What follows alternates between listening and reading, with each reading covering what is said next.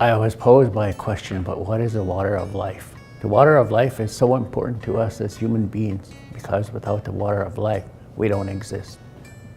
We got to remember how sacred it is because only the women carry that gift, the water of life. And our people used to talk about that, about how important the women were and their roles in society was because they had that gift. And as men, we don't have that gift. Only the ladies have that gift. And so when that baby is born, you want it to be clean, healthy, and strong. And that's why it's so important.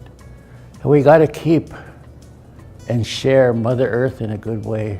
And we got to look after the water too, because 7 generations from now, what is the water going to look like, right? So I know someday you're going to have children of your own. What are they going to have? What kind of water? Because that's how valuable the water is. I remember in grade 5, I had a teacher, and at that time she said, "You know something, you boys?" And me and my buddies were sitting in a group, and we looked up at her and we said, "What?"